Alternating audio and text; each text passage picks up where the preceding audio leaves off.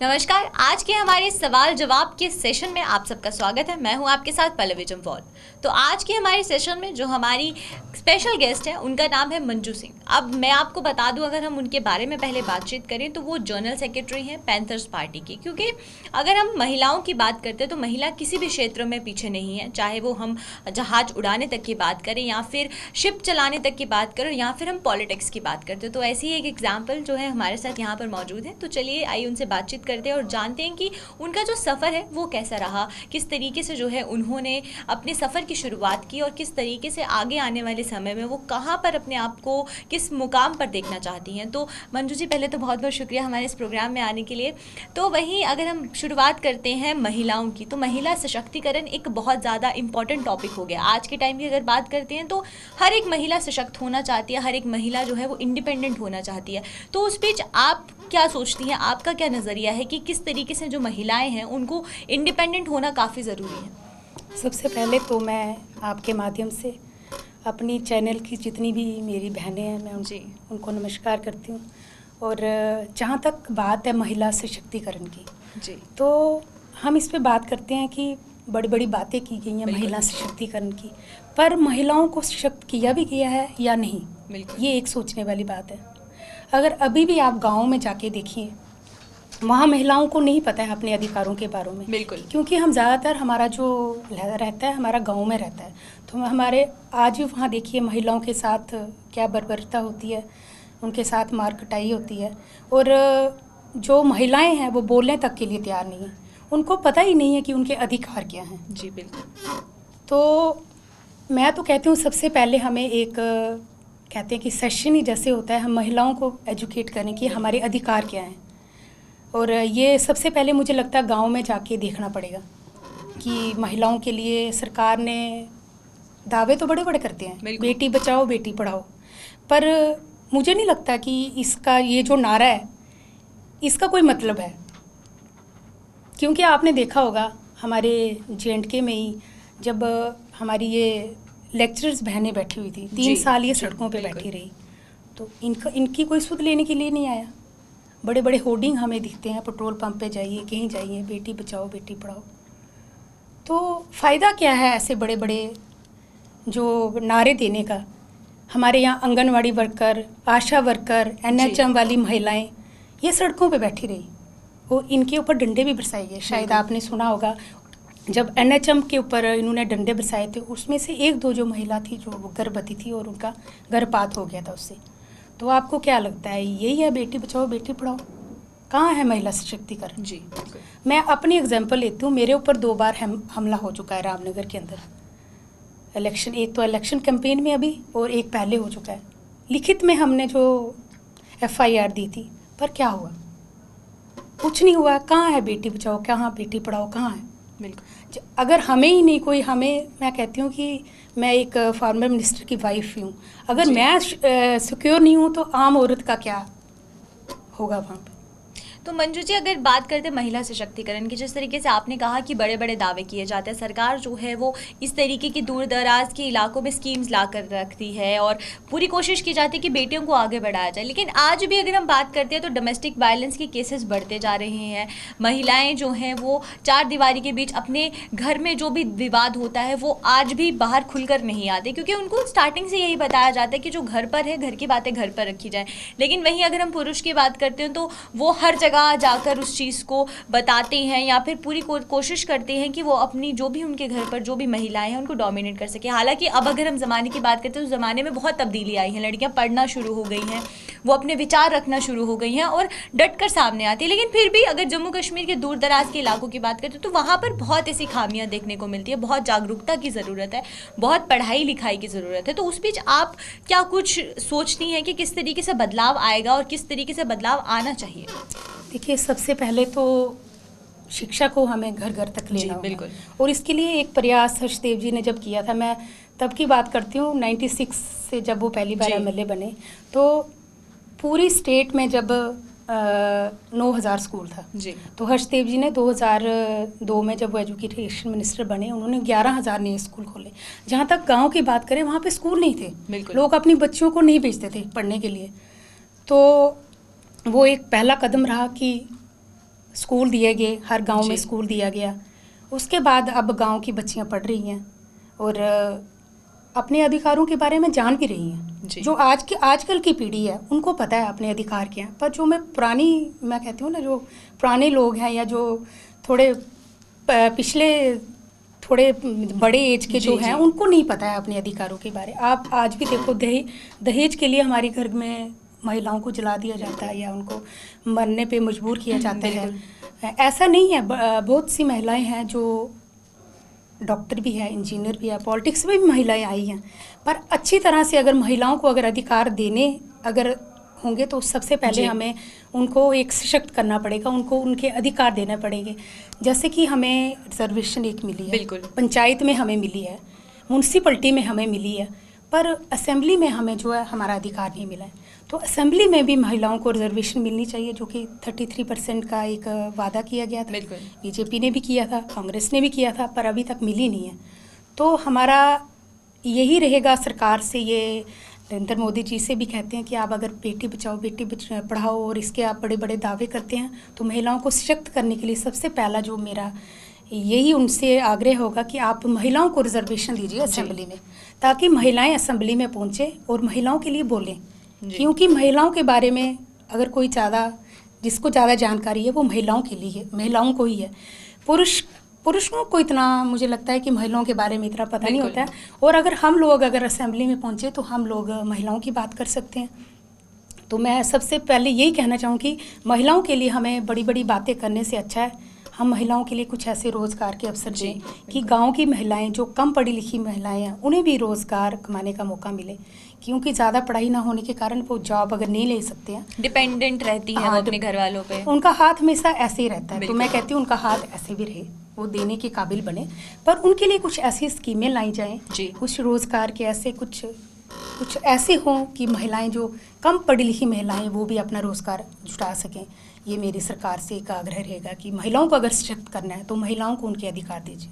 तो मंजू जी, अगर हम बात करते हैं महिला सशक्तिकरण की, तो जितना महिला को बढ़ चढ़कर अपने हक के लिए लड़ना ज़रूरी है, लेकिन वहीं अगर हम उसके घर वालों की बात करते हैं, चाहे वो उसके माँ बाप हों या फिर उसके ससुराल वाले हों, दोनों तरफ से सपोर्ट होना बहुत ज़रूरी है। तो उस बीच कितना ज़रूरी रहता है कि जो घर वाले हैं वो भी समझे कि जो भी हमारी बहू है या जो भी हमारी बेटी है उसको बहुत ज़रूरत है, क्योंकि समाज जिस तरीके से बदलता जा रहा है, चीज़ें एकदम से बदलती जा रही हैं। तो उस बीच अगर आप पुराने ख्यालातों के साथ ही जीते रहेंगे तो आपके लिए समाज में रहना या समाज में जीना बहुत मुश्किल हो जाएगा। तो इस बीच घर वालों को या ससुराल वालों को ये समझने की कितनी ज़रूरत है? मैं सबसे पहले तो ये कहती हूँ कि जब हम अपनी बेटी की शादी करते हैं जी, तो उसको ये मत कहिए कि ये अब तेरा घर नहीं रहा। बिल्कुल।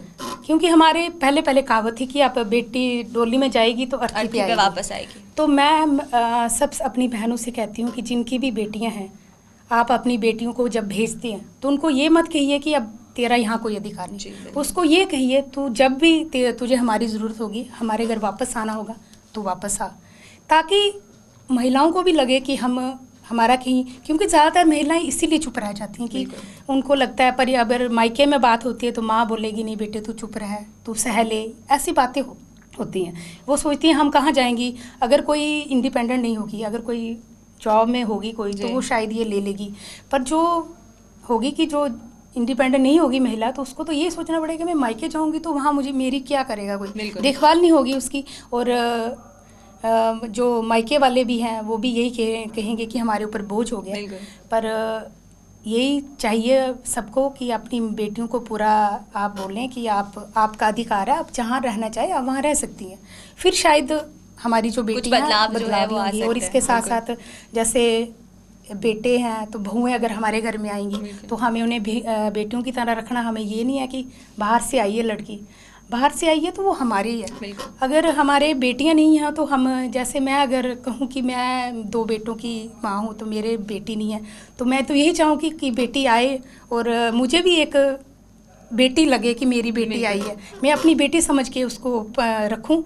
बहू और बेटियों में फ़र्क नहीं करना चाहिए जी। अगर हम बहू बेटियों में फ़र्क नहीं करेंगे तो शायद महिलाएं थोड़े अपने आप को अच्छा महसूस करेंगे। तो मैम हम आपके बारे में बात करते हैं। आपने पॉलिटिक्स जो है वो कब ज्वाइन किया, मतलब क्या थॉट आया था दिमाग में कि अब मुझे पॉलिटिक्स में जाना है और चीज़ों में बदलाव लाना है? क्योंकि जब भी आप कोई नया काम शुरू करने लगते हैं तो बहुत सी थॉट्स लेकर दिमाग में चलती हैं कि ये चीज़ों में बदलाव होगा, अगर मेरे पास पार होंगी तो मैं उन चीज़ों में बदलाव करूँगी। तो जब आपने शुरू किया पॉलिटिक्स का सफ़र, जब आप राजनीति में आए, तो क्या कुछ चीज़ें लेकर आई थी? बेसिकली जब मेरी शादी हुई तो उसके बाद ही, जैसे 96 ही मेरी शादी हुई है, तो 96 में ही मेरे हस्बैंड जो एमएलए बने।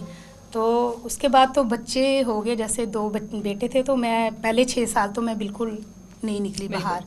तो उसके बाद थोड़ा थोड़ा निकलते थे, जैसे 2008 में, 2002 में, 2008 में। फिर 2008 के बाद कोई मतलब 8-10 के बाद मैंने शुरू किया निकलना। गाँव में जाती थी मैं, महिलाओं से मिलती थी, महिलाओं की जो परेशानियाँ ही थी वो सुनती थी, तो मुझे अच्छा लगता था महिलाओं से मिलना। आज भी आज तो जहाँ भी जाना हो तो मैं जाती हूँ गाँव में, हम जाके मिलते हैं महिलाओं से, प्रोग्राम करते हैं उनसे। और हमने एक महिलाओं के लिए एक छोटा सा शुरू भी किया है कि अगर आपको थोड़ा सा स्ट्रिक्ट होना है, क्योंकि ज़्यादा हम तो कुछ कर नहीं सकते, क्योंकि हम तो पावर में नहीं है। हमने कहा कि आप कोई सिलाई सेंटर अगर आपको चाहिए, आपको या पार्लर चाहिए, वो आपको हम छोटे छोटे जो है वो हम आपको दे सकते हैं, ताकि महिलाएं सशक्त हो सकें, कुछ अपना कमा सकें। बिल्कुल, क्योंकि अगर वो सिलाई सीख लेंगी तो अपना रोज़गार चला सकती हैं, या पार्लर हाथ सीधे करना। हाँ, वो हमारा एक प्रयास है। वो हम गांव में भी हमने खोले हैं, हमने जम्मू में भी खोले हैं वो सेंटर। तो जाके महिलाओं से मिलके बड़ा अच्छा लगता है, उनसे पहचान भी काफ़ी हो गई। अब मैं अगर ना जाऊं तो उनके मुझे फ़ोन आ जाते हैं कि आप नहीं आए, हमें आपकी बड़ी याद आ रही थी। तो बड़ा एक अच्छा रिश्ता बन जाता है महिलाओं के साथ मिलने का। और अब तो मैं कहूँ कि अब मुझे अपने घर में बैठना अच्छा नहीं लगता, कि मुझे लगता है कि मैं जाऊँ लोगों के बीच, लोगों में मिलूँ। तो ये कहती हूँ कि एक अच्छी बात है कि अगर हम महिलाओं के लिए कुछ कर सकें, खासकर क्योंकि मेरा जो ज़्यादा फोकस है वो रहेगा महिलाओं के ऊपर रहता है। तो मेरा यही रहता है कि किस घर में पानी नहीं है, किस घर में बिजली नहीं है, तो हम उनकी जो छोटी छोटी परेशानियाँ वो हम दूर करने की कोशिश करते हैं। तो यही मेरा प्रयास रहता है। तो मैम अगर बात करते, आपने बोला कि 6 साल शादी के 6 साल के बाद आप पॉलिटिक्स में आई, तो जब घर में रहना और फिर एकदम पॉलिटिक्स में आना और फिर लोगों से मिलना, तो दोनों चीज़ों में कितना डिफरेंस था? क्योंकि जब आप घर पर रहते हैं आप सिर्फ वही दुनिया देखते हैं जो टीवी पे दिखाई देती है, या फिर कोई अगर आपको आके बताता है। तो जब आप लोगों के बीच जाती है, खासकर महिलाओं के बीच गई, उसके बाद उनसे बातचीत करना शुरू हुई, तो वो दोनों एक्सपीरियंस, दोनों जर्नी जो है वो किस तरीके की रही? पहले जहाँ पर आप सिर्फ घर पर थी और फिर उसके बाद एकदम से बाहर गई, लोगों से बातचीत की, खासकर महिलाओं की समस्याएं सुनी, तो दोनों में क्या कुछ डिफरेंस देखा आपने? देखिए, जब मैं कहती हूँ जिसके भी बच्चे छोटे हों तो शायद वो घर से नहीं निकल सकता। मैं भी कोई 7-8 साल, तो मैं 8-10 साल ही ले लो कि 10 साल तक तो मैं नहीं निकल पाई जी। पर अब जैसे कि अब तो मेरे बच्चे बड़े हैं, तो अब मैं फ्री हूँ, अब तो मैं जाती हूँ, महिलाओं से मिलती हूँ और मुझे अच्छा लगता है उनसे मिलने को भी अच्छा लगता है। और अभी जैसे पीछे इलेक्शन हुई तो हमने कंटेस्ट भी किया, पर लोगों का बड़ा प्यार मिला, बड़ा सहयोग मिला। खासकर मैं कहती हूँ कि बहनों का मुझे बड़ा सहयोग मिला, तो मैं उनकी आभारी भी रहूँगी कि उन्होंने मुझे इतना साथ दिया, इतना प्यार दिया। और पहले की बात, जैसे हम टीवी में देखते थे, जब घर में होते थे तो वही सुनते थे, टीवी में देख रहे हैं, या पहले तो फ़ोन में नहीं होते थे। बिल्कुल। तो अब रूबरू जाके लोगों से मिलने का मौका मिलता है। तो पहले टीवी में देखने और लोगों से मिलने में बड़ा एक फ़र्क है। जो बात फ़ोन पे भी नहीं हो सकती है, वो बात हम जैसे एक दूसरे से मिलके हम करते हैं, तो वो एक बड़ा अच्छा एक्सपीरियंस है। और मैं तो चाहूँगी कि अगर जो पॉलिटिक्स में महिलाएं आना चाहती हैं वो आए, पर एक बात है कि पॉलिटिक्स में महिलाओं के लिए इतनी आसान नहीं है। बिल्कुल। क्योंकि मैंने भी पीछे जब इलेक्शन लड़ी तो मेरे ऊपर बड़े बड़े टिप्पणियाँ की गई, मतलब कमेंट किए गए कपड़ों के ऊपर, बालों के ऊपर। तो फिर भी मैं इनसे कहती हूँ कि मैं डरने वाली नहीं हूँ, मैं तो बाहर निकलूँगी। आगे जो जिसने जो करना है वो कर ले। मैं अगर किसी की सेवा के लिए, कुछ अपने लोगों की सेवा में कुछ काम आ पाऊँ तो मेरा एक बड़ा सौभाग्य रहेगा। बिल्कुल। तो आपने बताया जिस तरीके से पॉलिटिक्स में जब आप कदम रखते हैं तो आपको बहुत सी, क्योंकि पॉलिटिकल एक इन्वायरमेंट ऐसा हो जाता है कि आपको किसी ना किसी पे क्रिटिसिज्म करना ही पड़ता है, कोई आप पर क्रिटिसिज्म करता है और कमेंट्स आते हैं, अलग अलग कमेंट्स देखने को मिलते हैं। तो जब कभी ऐसा कुछ हो कि डिप्रेशन ऑब्वियसली होता है, डिप्रेस हो जाता है जब कोई ऐसा कमेंट आए, क्योंकि जब आप एक नए फील्ड में शुरुआत करते हैं तो एक्सपीरियंसेस बिल्कुल अलग होते हैं, इनिशिएटिव्स आप सोचते हैं कि हम कुछ अलग करेंगे, लेकिन वहीं जब क्रिटिसिज्म मिलना शुरू होता है तो उस चीज़ को आप कैसे हैंडल करती हैं? देखो, क्रिटिसिज्म तो एक बात है। अब जैसे हम एक दूसरे की पार्टीज पे हम अगर बोलेंगे एक दूसरे के खिलाफ तो वो नॉर्मल है, वो तो है ही है, वो तो बोलते हैं, उसमें कोई किसी को कोई फ़र्क नहीं पड़ता। पर आप जब आपको पर्सनल कमेंट मिले कि आपने बाल खुले रख के आप घूम रही हो, तो आपने क्या पहना, आपने या प्लाजो पहना तो आपने क्या पहना, आप सलवार पहनी है या कुछ। अब तो हम लोग तो सूट ही पहनते हैं, हम तो और कुछ पहनते नहीं हैं। तो अगर इन पे भी अगर सिर पे दुपट्टा रखिए, ऐसी बातें के लिए अगर आपको बोला जाए कि फिर बड़ा बुरा लगता है। और भी बड़े, मैं कहती हूँ कि जैसे जैसी बातें की गई शायद मैं बोल नहीं पाऊँ, पर मैं ये कहती हूँ कि महिलाओं को अधिकार दो और उनको आप अगर सुरक्षा दो और उनको एक अच्छा इन्वायरमेंट दो कि आप महिलाओं को एक छूट उनको दे दो कि आप जो पहनना चाहो आप वो पहनो। आप बाल खुले रखने चाहते हो खुले रखो, बंद रखना चाहते हो बंद रखो जी। ये मैं कहती हूँ कि इससे कुछ नहीं होता। जो हमारे संस्कार हैं वो हमारे अंदर बिल्कुल। सिर ढकने से या क्या कहते हैं कि वो कपड़े बड़े वैसे पहनने से कुछ नहीं होता। आदमी के अंदर होता है कि वो आदमी कैसा है। तो आदमी को ऐसे संस्कार होने चाहिए। अपने बच्चों को भी ऐसे संस्कार दीजिए कि वो किसी के लिए बुरा बात ना बोलें। और खासकर मैं कहती हूँ कि महिलाओं के लिए अच्छे अच्छे शब्दों का यूज़ करना चाहिए। पॉलिटिक्स एक जगह है बिल्कुल, पर देख लीजिए वही मैम, अगर हम पॉलिटिक्स की बात करते हैं, पॉलिटिक्स से दूर हटकर भी बात करते हैं, तो आए दिन लड़कियों को ईव टीजिंग का शिकार होना पड़ता है। अगर आप कहीं पे पब्लिक ट्रांसपोर्ट में जाएं या फिर आप सड़कों पे भी जा रही है, देर रात आप घर से बाहर नहीं रह सकती। तो यहाँ पर बहुत ज़रूरी होता है कि इन्वायरमेंट को बदला जाए, क्योंकि अगर एक मर्द जब घर से बाहर निकलता है तो उसको सोसाइटी एकदम सेफ मिलती है, वो जाएगा काम करेगा, जब मन करेगा तब वापस आएगा। लेकिन जब लड़कियाँ घर से बाहर निकलती है उसको बहुत सी चीज़ों का ध्यान रखना पड़ता है। वो उसने कपड़े कैसे पहने हैं, उसके चलने का तरीका कैसा है, वो कितने बजे तक घर पर वापस आएगी। तो यहाँ पर बहुत ज़रूरी है कि हम पूरे सोसाइटी का फ्रेमवर्क बदले, क्योंकि जहाँ पर हम इक्वालिटी की बात करते हैं कि आदमी और औरत बराबर है, लेकिन क्या हम समाज में ये दोनों बराबरी जो है वो औरत को भी उतनी ही दे पा रहे जितनी हम आदमी को देते? नहीं, ये इक्वालिटी तो मुझे लगता है अभी भी हमें नहीं मिली हुई है जी। क्योंकि अभी भी अगर बेटियों के लिए बोला जाता है कि आप जाओ, आपके लिए एक टाइम लिमिट है, आप इसके अंदर आपको वापस आना है। और जहाँ तक लड़कों की बात होती है तो नहीं बोलते लोग उनको कि आपने जल्दी वापस आना है घर जी। तो मुझे लगता है बराबरी का ये होना चाहिए। और जहाँ तक मैं अपनी बात करूँ, मैं अपने बेटों को भी अलो नहीं करती कि ज़्यादा लेट आप घर से बाहर जाओ। तो वैसे ही होना चाहिए बराबरी का। जाओ, लड़के और लड़कियाँ अगर आप चाहते हो तो मतलब जाओ आप, आपके लिए कोई लिमिट नहीं होनी चाहिए, टाइम लिमिट नहीं होनी चाहिए। ये जो सुरक्षा का माहौल है ये हमें अपने घर से पहले हमें स्टार्ट करना होगा। हमने अब जैसे हम लड़कियों के लिए बोलते हैं तो हमें अपने लड़कों को भी ये बिल्कुल जो पाबंदियां लड़कियों पर लगी है उतनी ही लड़कों पर भी लगनी चाहिए। क्योंकि अगर लड़के, ये बात बहुत बात बाहर भी आई है कि अगर लड़के ही घर से बाहर नहीं निकलेंगे 8 बजे के बाद तो लड़कियां 12 बजे तक घर से बाहर घूम सकती हैं।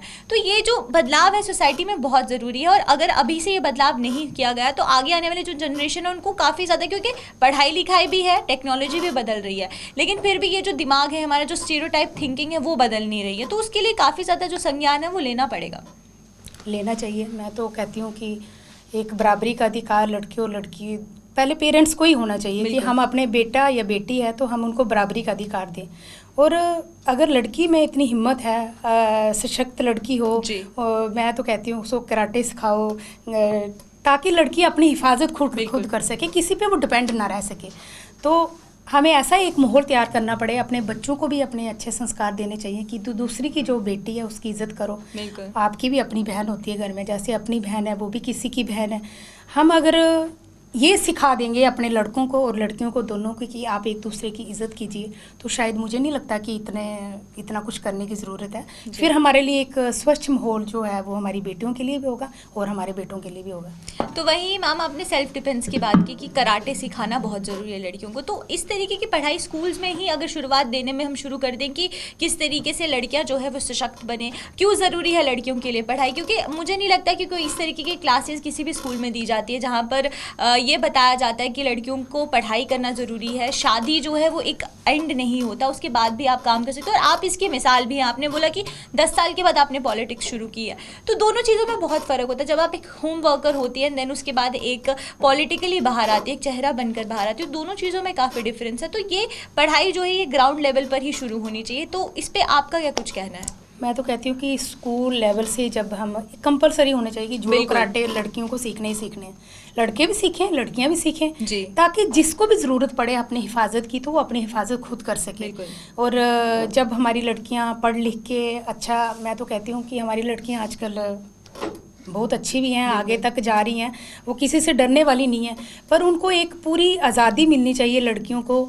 जो आपने पहनना है वो आप पहनो, जो आपने जैसे बाल रखने वैसे रखो जी। आप ऐसे चलिए कि आपको एक स्वच्छता का जो माहौल है वो आपको मिले, ताकि महिलाएं जो है वो हम लोग भी, जैसे अगर हम लोग घरों में बैठे होते तो हमें ये फिक्र ना रहे कि हमारी बेटी बाहर गई है, तो हम जैसे अपने बच्चों को हॉस्टल में भेजते हैं वहाँ भी हमें लगी रहती है टेंशन कि हाँ बच्चे पता नहीं घर पहुँचे या ना पहुँचे। तो ये जो सुरक्षा का माहौल है ये सबसे पहले मुझे लगता है कि सरकार को शुरुआत करनी चाहिए। एक अच्छा उनको एक स्कूल से जैसे आपने इंफ्रास्ट्रक्चर वैसा दीजिए कि लड़कियां पढ़ाई के साथ साथ अपने आप को मजबूत भी कर सकें और अच्छी तरह से जूडो कराटे में कहती हूँ कि सीखें, ताकि ज़रूरत उनको पड़े तो वो हमेशा जहाँ भी उनको ज़रूरत पड़े वो तैयार रहें। तो अगर हम बात करते हैं पॉलिटिक्स की, तो पॉलिटिक्स में बहुत कम महिलाएं हमें देखने को मिलती हैं, क्योंकि आपने भी खुद बताया कि अगर आप पॉलिटिकल में बैकग्राउंड में आना चाहती हैं या फिर पॉलिटिक्स में जाना चाहते हैं तो आपको पहले बहुत सी चीज़ें सोचनी पड़ती हैं, क्योंकि आपकी इमेज भी आपके साथ होती है। एक तो आप औरत हैं तो कोशिश होती है कि आप इस तरीके की इमेज प्रेजेंट कर सके कि जो लोग हैं वो आपको पसंद करें और लोगों की समस्याएँ सुने, क्योंकि एक महिला का दर्द जो है वो एक महिला ही समझ सकती है। और कंफर्टेबल भी नहीं होता, क्योंकि आप जब भी कम्युनिकेशन करती हैं तो आप एक आदमी को कभी भी अपनी जो समस्या है वो नहीं बता पाते जितने अच्छे से आप एक महिला को बता पाते। लेकिन उसके बाद भी हमें जो है बहुत कम महिलाएं पॉलिटिक्स में देखने को मिलती हैं, तो इसका क्या कुछ वजह रही होगी? नहीं, अब तो आ रही हैं महिलाएं पॉलिटिक्स में, पहले बहुत कम थी। जबकि ये रिजर्वेशन हमें जो पंचायत और ये म्यूनसिपलिटी में मिली है, इसकी वजह से हमारी काफ़ी महिलाएं जो हैं वो आई हैं पॉलिटिक्स में, और आती भी कम है क्योंकि घर वाले उनको लो नहीं करते हैं। बिल्कुल। और शायद ये ऐसा है कि हमें जगह जगह जाना पड़ता है, बड़े हर किस्म के लोगों से मिलना पड़ता है, तो वो भी शायद एक उस कारण भी जो है महिलाएं थोड़े पीछे रहती हैं। पर अगर आ जाएं, अगर आप में हिम्मत है तो आपका कोई कुछ बिगाड़ नहीं सकता। तो क्योंकि मैं भी वहाँ जाती हूँ तो मुझे जैसे मुझे कहा जाता था कि आप सिर पे दुपट्टा रख के आइए, तो मैंने कहा नहीं, मैं जैसी हूँ, मैं जैसे घर में हूँ मैंने वैसे ही बाहर रहना है, और सिर पे दुपट्टा रखने से कुछ नहीं होगा, क्योंकि जो आपको आपके दिल में जो है ना, बिल्कुल, तो वो दुपट्टे से कुछ नहीं होगा। तो इस तरह से रिस्ट्रिक्शन जो महिलाओं के ऊपर लगती है ना, तो उनको अपनी इमेज का भी आपसे यही सवाल रहेगा कि क्या अगर हम बात करते हैं, अगर आप पॉलिटिक्स में हैं या फिर पॉलिटिक्स में जाना चाहती तो कितना ज़रूरी हो जाता है कि आप घर पर जैसी हैं वैसी बाहर ना रहें? क्या ऐसी इमेज बनाना ज़रूरी है? क्योंकि रियलिटी जितनी ज़्यादा हम दिखाएं उतना ही ज़रूरी, जैसे हम हैं वैसे ही अगर हम लोगों के सामने प्रेजेंट हो तो उतना ही ज़्यादा ज़रूरी है। मुझे भी वही लगता था, क्योंकि मैंने जब इलेक्शन लड़ी तो मुझे कहा गया कि भाई आप दुपट्टा रख के आइए, तो मैंने बोला मैं तो अभी तो नहीं आई, मैं नहीं, मतलब अगर मैं नहीं जाती तो सिर पे दुपट्टा रख के जाती तो शायद मेरे लिए भी आसान होता और लोगों के लिए भी आसान होता। मैं कहा मैं इतने सालों से 10 सालों से मैं लोगों के बीच में जा रही हूँ, तो मैं ऐसे ही जा रही हूँ, तो मैं ऐसे ही जाऊँगी, क्योंकि मुझे लगता है कि जो आदमी जैसा है ना उसको वैसे ही प्रेजेंट करना चाहिए। दिखावा ना मुझे आता है और ना मैं कर सकती हूँ, तो मैं ऐसे ही चली और ऐसे ही मैंने सब लोगों से मैं जाती हूँ, जैसे मैं सबसे मिलती हूँ, महिलाओं से मिलती हूँ, बेटियाँ जो है हमारी उनसे मिलती हूँ, उनसे बात करने का मौका मिलता है। हमारी बेटियाँ आजकल पढ़ लिख रही हैं, गांव की बेटियाँ भी आज तक आप नहीं बोल सकते कि वो नहीं, आज वो भी MA MEd BEd PhD तक कर चुकी हैं हमारी महिलाएं। पर यही है कि बच्चे जो हमारे उनको आज तक जॉब ही नहीं है, सारे बच्चे ऐसे बैठे हुए क्योंकि इस वक्त जो नौकरी है लोगों के लिए, बच्चों के लिए बहुत ही ज़्यादा मुश्किल है, अनएम्प्लॉयमेंट बहुत ज़्यादा हो गई है। तो सरकार से भी ये आग्रह रहेगा कि अगर आप कुछ करना चाहते हो तो सबसे पहले जो हमारा यूथ है इनको आप जॉब दीजिए ताकि बच्चे कहीं लग सकें, क्योंकि कहते हैं ना खाली दिमाग शैतान का घर होता है। तो अगर बच्चों को जॉब मिले तो बच्चे अपने अपने बिजी हो जाएं। जैसे कि नरेंद्र मोदी जी ने कहा था कि हर साल आपको 2 करोड़ नौकरियाँ दी जाएंगी। अगर 2 करोड़ की जगह अगर मैं कहती हूँ कि 1 करोड़ ही दी जाती नौकरी तो शायद हमारे बच्चे कुछ अच्छा कर पाते और बिज़ी होते और अपना काम कर पाते। शायद उनके लिए फिर इतना टाइम ही नहीं होता कि वो कहीं आगे पीछे जाएं या कुछ फजूल की बातें करें, थोड़ा बिज़ी हो जाता है। तो सबसे ज़्यादा यही हमारा सरकार से भी आग्रह है कि आप यूथ को देखिए, सबसे जो हमारा आगे का जो हमारा भविष्य यूथ ही है। अगर यूथ के लिए हम कुछ नहीं करेंगे तो फिर तो एक मुश्किल भी होगा आगे। तो मैम जाते जाते जो भी हमारे व्यूअर्स आपको देख रहे हैं, खासकर जो महिलाएं हैं जो अपनी किसी वजह से जो है अपनी तमन्नाएं पूरी नहीं कर पाई, अपनी ख्वाहिशें पूरी नहीं कर पाई, उनके लिए आप क्या कुछ मैसेज देना चाहेंगे? जो महिलाएं हैं जो अपनी ख्वाहिशें पूरी नहीं कर पाई या तमन्नाएं अपनी पूरी नहीं कर पाई, तो मैं उनके लिए ये कहना चाहती हूँ कि अभी भी कोई मतलब अभी भी वक्त है। बिल्कुल, हम कभी भी कुछ भी कर सकते हैं। ये नहीं है कि एक एज हो गई तो उसके बाद हम कुछ नहीं कर सकते। हम जब चाहें हम सब कर सकते हैं। और अपनी बहनों से कहूँगी, अपनी खासकर कहूँगी अपनी बेटियों को, अपने बेटों को आप समान अधिकार दीजिए और समान एक जैसी शिक्षा दीजिए कि जैसे हमारे बेटों को हम अधिकार दे रहे हैं वैसे ही हम अपनी बेटियों को देंगे, ताकि हमारा जो ये हमारा समाज है एक अच्छा समाज बन सके। बिल्कुल, बहुत बहुत शुक्रिया मंजू जी हमारे इस प्रोग्राम में आने के लिए। तो आज के हमारे सवाल जवाब के प्रोग्राम में हमारे साथ थी मंजू सिंह, जिन्होंने बहुत बखूबी बताया। क्योंकि अगर हम महिलाओं की बात करते हैं तो महिलाएं जहां पर 4 दीवारी के बीच में रहती हैं, तो उस बीच बहुत ज़रूरी रहता है महिलाओं का कि वो दोनों तरफ ध्यान दें, अपने समाज में भी और साथ ही साथ जो उनकी ख्वाहिशें हैं। क्योंकि बहुत बार ऐसे देखने को मिला है कि महिलाएँ अपने परिवार के लिए या फिर अपने समाज की बातों में आकर जो है वो अपनी ख्वाहिशों कहीं ना कहीं दफन कर देती है। तो उस बीच बहुत ज़रूरी होता है कि आप बाहर आए और अपनी ख्वाहिशों को पूरे करें। और वहीं मंजू जी भी हमारे सामने एक ऐसी ही मिसाल है। तो ऐसे आज के सवाल जवाब के सेशन में सिर्फ इतना ही। मुझे और मेरी पूरी टीम को दीजिए इजाज़त। नमस्कार।